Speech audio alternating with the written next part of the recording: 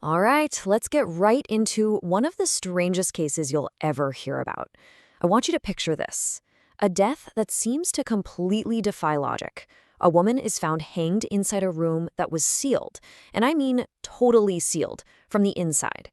This is the absolutely baffling mystery of Lady Sophia Ashford, a case police have officially closed, but for so many it is anything but solved. And the very first thing you need to know about this case is this number: 42 million pounds. That's the massive fortune Lady Sophia Ashford had just inherited from her family's whiskey empire.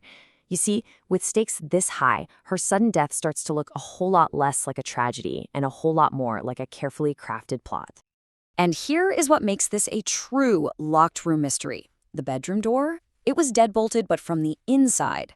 The windows? They were sealed shut with these ancient 200-year-old iron shutters. And get this, there was a fresh blanket of snow on the ground right below her window, completely untouched. No footprints. To top it all off, security cameras showed nobody had come in or gone out of that manor for a full 48 hours. So, how on earth do you get a body inside a room that's sealed up like a fortress? So you have this impossible crime scene, and right at the heart of it all is our victim, Lady Sophia Ashford. Now, the official ruling from the police was suicide, but as we're about to see, the evidence that was left behind, well, it tells a very, very different story. To even begin to piece together what might have happened here, we really have to rewind and look at the timeline. The last 72 hours of Sophia's life were just filled with these bizarre decisions that, looking back, are just incredibly strange, and honestly, they're pretty darn chilling. So here's how it all went down. Sophia moves into this massive old manor in late 2024, and things seem pretty normal at first. But then, on March 1st, just 2 days before she was found, she suddenly fires her entire live-in staff. No explanation, just gone. 2 days later, a cleaner shows up, finds the door chained from the inside, and calls the police. And then there's this. At 2:11 a.m. on the night she died, her phone sends out one final, very cryptic text message.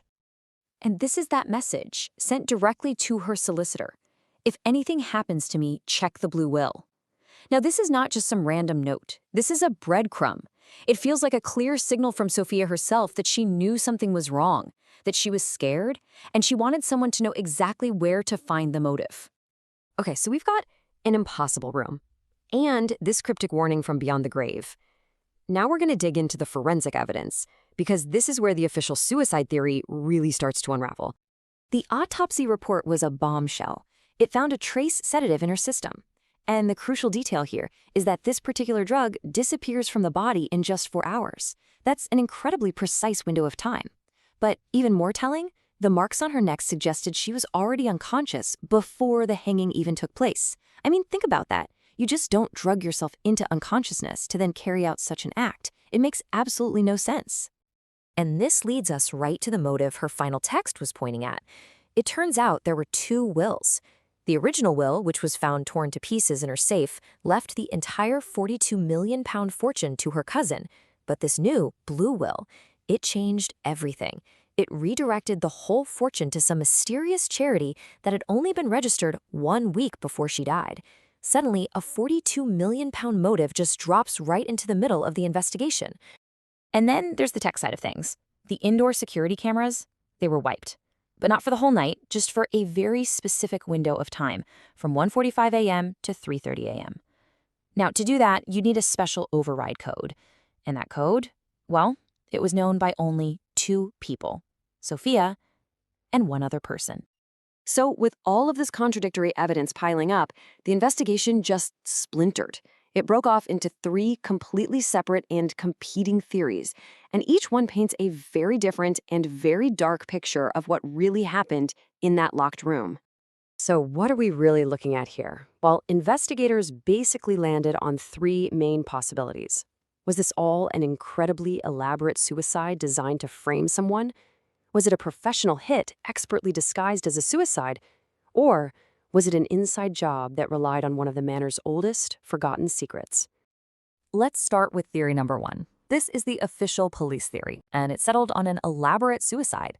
The idea here is that Sophia meticulously planned her own death to make it look exactly like a murder, maybe to get revenge on someone she had a grudge against, like her cousin. But this theory just immediately slams into a brick wall. Why? Because if you go to all that trouble staging this incredibly complex, impossible crime scene, why would you then drug yourself into unconsciousness before you could even finish the act? It is by far the biggest hole in the official story.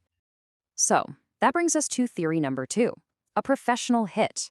This theory says the scene was staged to look like a suicide, but by someone else entirely.